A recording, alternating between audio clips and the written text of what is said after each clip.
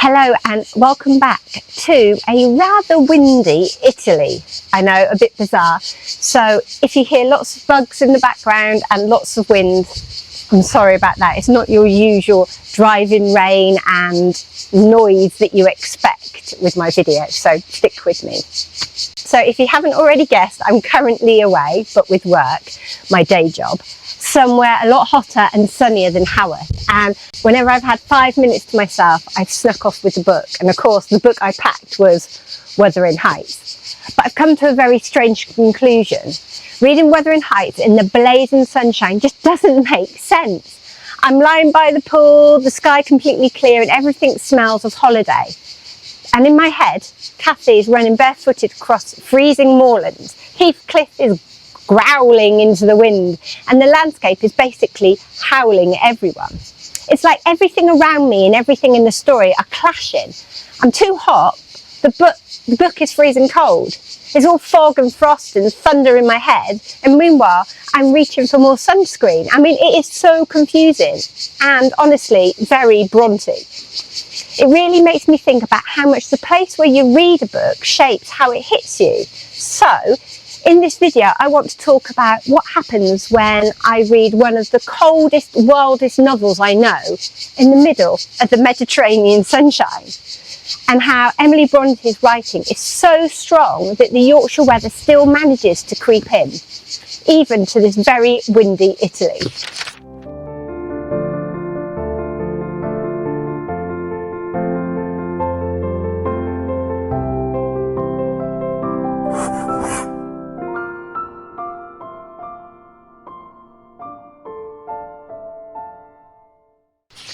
One of the things I've always noticed about Wuthering Heights is just how tied the story is to the moors. They're not just a backdrop. I mean, the weather, the landscape, the isolation, it all kind of seeps into the characters and sort of shapes how they behave. Everything feels like it's been worn down by the wind and the weather. Emily Brontë doesn't just give you a vague sense of somewhere outdoors. She gives you this place, the Yorkshire moors, bleak, windy and wide open. Wuthering Heights is the name of Mr. Heathcliff's dwelling, wuthering being a significant provincial adjective descriptive of the atmospheric turmoil to which its station is exposed in stormy weather. To me, it's the kind of description where you don't just picture it, you can sort of hear it and you can feel it. The wind, the grit, that cold sneaking in under the door.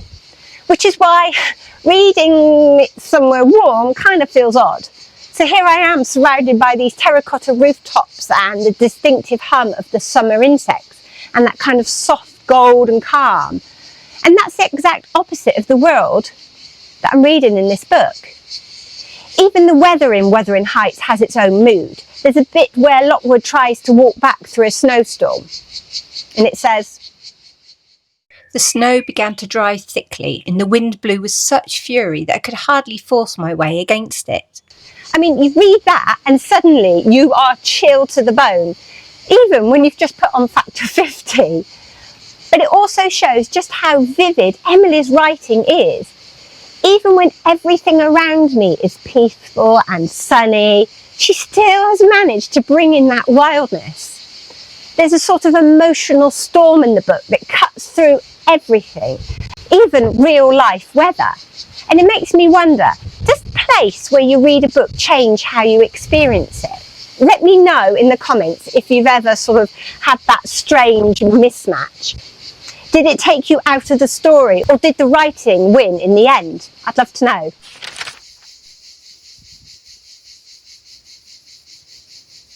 So let's talk about the houses, Wuthering Heights and Thrushcross Grange. I do have trouble saying that, by the way. I did think about trying to compare them to where I'm staying now. I mean, it's definitely not a moorland farmhouse, but weirdly, there's a few things in common. A lot of the older houses are built from this really thick stone walls and shutters, in a way just like Yorkshire, only here it's all about keeping the heat out and the cool in, whereas back home it's about keeping the cold out and the heat in. Did I say that right? Same features, opposite reasons, you know what I mean. But in Wuthering Heights, the houses aren't just houses. They tell you everything about the people who live in them. Wuthering Heights itself is tough, it's battered by the weather, and it's completely uninviting. It's a place built to endure, not to entertain. It's described like this. The narrow windows are deeply set in the walls, and the corners defended with large jutted stones. It feels like it's kind of bracing for a fight. I mean, even the walls sound like they're sort of clenched and ready. There's no comfort there. It's cold, it's solid, it's exposed. You get the sense this is a house where you kind of grit your teeth and get through life. And then, of course, you've got Thrushcross Grange, complete opposite. It's warm, it's got beautiful lighting, it's got thick carpets, golden borders on the ceiling. I mean, Emily writes, a splendid place carpeted with crimson and crimson-covered chairs and tables, and a pure white ceiling bordered in gold. It sounds almost too much. It's plush and civilised and just a little bit smug. But that contrast is the point. One house is wild and wind-beaten. The other is manicured and comfortable. And it's not just about how they look. It's about what they mean. You know straight away that Heathcliff doesn't belong in one of them and Edgar Linton doesn't stand a chance in the other. Emily Brontë gives you all that without having to spell it out. The way she describes the rooms in the story, I mean, the furniture, the materials, even the size of the windows, none of that is random. She's showing you, the reader, the clash between the two different worlds. And what's clever is how the houses seem to influence the people's behaviour. Everyone gets a little bit colder at Wuthering Heights, a little bit more performative at Thrushcross Grange. It's like the buildings are shaping the story just as much as the moors do. It's amazing, isn't it?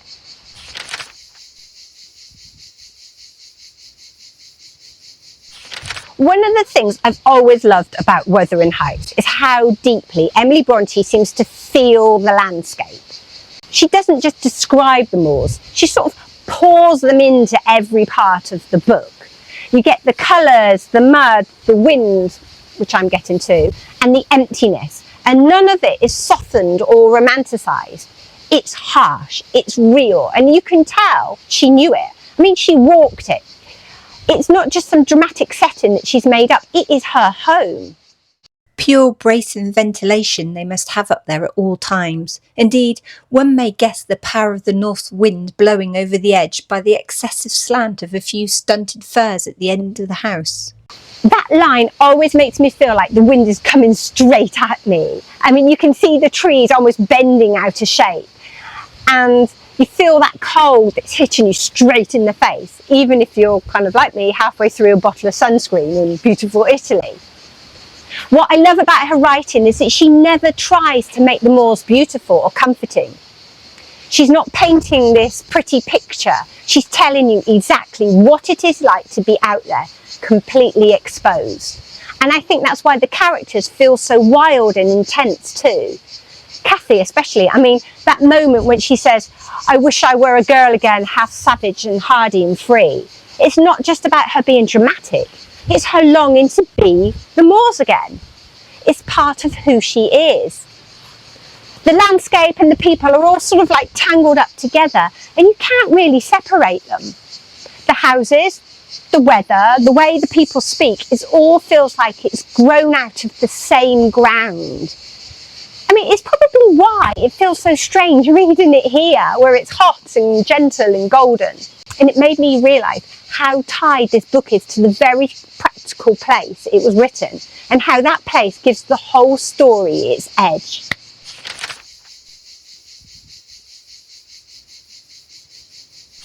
So there's one more scene I think we really need to talk about, because it really stayed with me this time, and it's that night that Heathcliff disappears. We talk a lot about the big emotional moments in Wuthering Heights, but Emily Brontë has a habit of letting the landscape and the weather do just as much as the storytelling. This is one of those scenes where you can almost feel the air shift, like the world knows what's about to happen before the characters do. Here's how it's described. It was a very dark evening for summer. The clouds appeared inclined to thunder, and I said we had better all sit down. The approaching rain would be certain to bring relief from the oppressive heat. That phrase oppressive heat really jumped out at me, especially because it's so different from that usual cool, damp sunshine in summers of Yorkshire. But here I am reading this in the Mediterranean, where heat is a constant companion. But back home, even the summers hold that chill that keeps the wildness sharp. This clash of climates makes Emily's words even more vivid, like the heat itself is some sort of like pressure cooker for the emotions boiling under the surface. Because it's not just about the weather, it's about everything that's boiling under the surface. Cathy's feelings, Heathcliff's hurt, Edgar's obsessiveness, everyone's holding something in, and you can feel that pressure just building.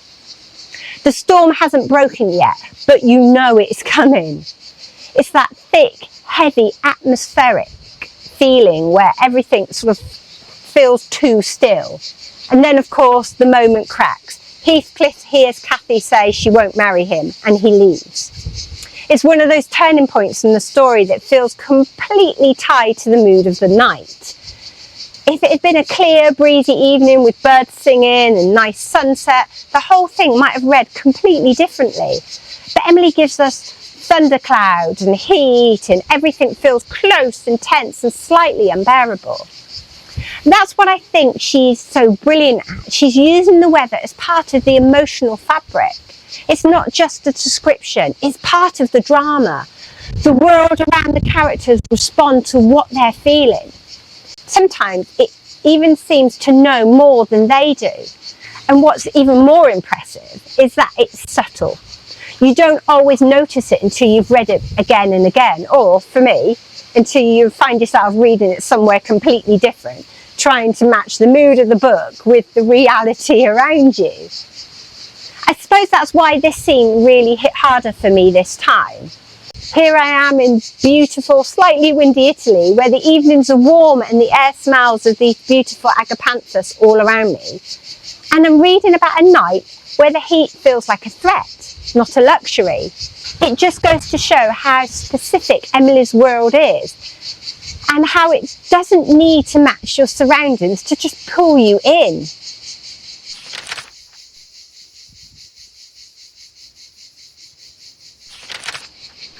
Oh, it's hot. Hello. Hello. I need a drink. Oh, it's this warm one today. I can tell you it's about 30 degrees, but this wind is beautiful. One of the moments that really stood out to me this time around was when Cathy falls seriously ill and there's that powerful storm raging outside. Emily Brontë doesn't just describe a feverish girl inside a house, she connects Cathy's sickness with the wildness outside on the moors, and of course that storm that's outside. Nellie, the housekeeper and of course the narrator, she tells us the wind sounded in the firs by the lattice. Do let me feel it. It comes straight down the moors. Do let me have one breath. Cathy's desperate to feel the storm, to connect with the wildness that she's always been drawn to, even if she's trapped inside, fragile and feverish. I mean, that's a really vivid picture of how deeply the moors are part of her identity, and not just a place to live, but a force that shaped her emotions and her spirit. I find it so interesting that even when she's at her weakest, she longs for that harsh, untamed wind. It's almost like the moors are part of her very being, pulling at her, even through sickness and pain. Reading that here, far from the cold damp of Yorkshire, I was struck by how much place and nature matters in the book. The storm outside is almost the character itself, echoing Cathy's turmoil inside. I mean, Emily's writing reminds me that the landscape isn't just a backdrop, it's a living, breathing part of the story. Something cruel, something comforting, but always powerful. I'd love to know if there's a moment in any books that you've read where the weather or the setting felt like it's doing as much of the storytelling as the characters themselves. I'm sure there are loads out there that do this. I mean, do let me know in the comments. Whew.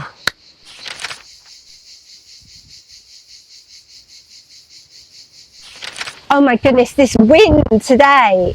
I cannot believe it. We've had hardly any wind the whole week I've been here. and it's been quite still, and we've been desperate for a breeze to cool down. And today we've got this beautiful wind coming across the hills, and it's the one day I choose to film. And it's the day that I'm battling my voice over the gusts that keep coming through. Oh, typical, isn't it? You know, but hey, maybe it's making it more of an atmosphere for me. You know, it's Emily Bronte's way of saying, feel my book no matter where you are. I can't complain. I really cannot complain. I'm so lucky to be here today. Well, this week. Yeah, it's not my usual place to work, I must admit, but gosh, I need a drink. You have to keep hydrated here. I do drink a lot of tea here, I must admit. Yes, I'm going to confess, I have been drinking Yorkshire tea in Italy.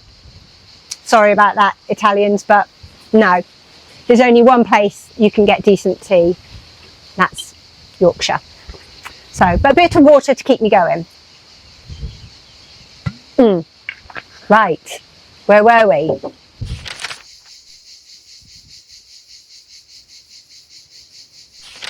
So, the question is, has reading Wuthering Heights in Italy changed anything for me? I think what it's really done is reminded me just how powerful Emily's writing is. Even though, of course, I'm surrounded by beautiful skies, dusty hills, and of course, that steady hum of those bugs, I can still feel the chill of the moors. I can see Heathcliff on the horizon, shoulders hunched, and that sense of storm building, even when nothing is moving. There's a moment early on in the book, probably one of the most famous, where Lockwood dreams of Cathy at the window, and it says, "The intense horror of nightmare came over me. I tried to draw back my arm, but the hand clung to it, and a most melancholy voice sobbed, 'Let me in, let me in.'" I mean, it's proper eerie, isn't it? I mean, it gets under your skin. And what's strange is that it still hit me just as hard, even when you're miles away from anything that resembles a storm. I mean, I've been working flat out, grabbing the odd moment here and there when I can. And yet, as soon as I open the book, that whole atmosphere just pulls me straight back in. It doesn't matter that I am not in Yorkshire. It really has travelled with me. That's the thing about Wuthering Heights, isn't it? The weather, the wind, the emotional wildness, it follows you. Emily didn't just create a setting, she created a feeling that attaches itself to you, no matter where you are. But I still don't think Cathy would have liked it here. I think too much sun, too many bright colours, not enough dramatic shadows. And she'd probably say, "Oh, it's too bright, it's too much," and go and hide in a dark space somewhere. But yeah, I get that. I felt like that on one or two occasions, you know, when it's just too hot. And to be fair, you know, we can't blame her. She wasn't made for Italy. Still, I'm really enjoying this strange, out-of-place reading experience. It's made me think more about how the setting we're in shapes the way we read, and how some books, like this one, holds their own no matter where you take them. To me, that just proves Emily's skill as a writer. If you can sit in 30-degree heat and read this and still feel that shiver, that's powerful writing, isn't it?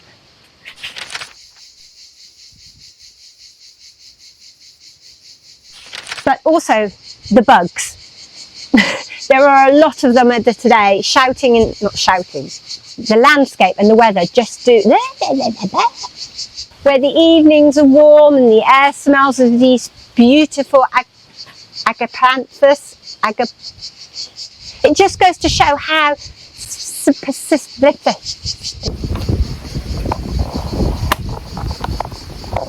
Sorry.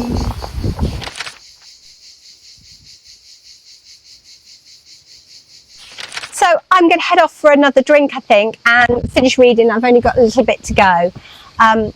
I love making this and other random videos when a thought pops into my head. And actually last night I wrote a few notes about this because I've been thinking about it all day, and it's really great to be able to talk to you guys about this because you understand, you've read the book. So thank you so much for watching. I mean, I'd love to hear if your head ever gets confused reading cold scenes on warm days. Does it throw you, or do you just like dive right in and just let it wash all over you? Let me know in the comments. And as always, thank you so much for watching. Thank you so much for your comments. It means so much to me, it really does. I love hearing what you have to say, so please do fill in the comment section. And of course, please do the whole likey, subscribey thing, because it really does help me out, and it lets YouTube know, it lets you know that we want to watch more Bronte content.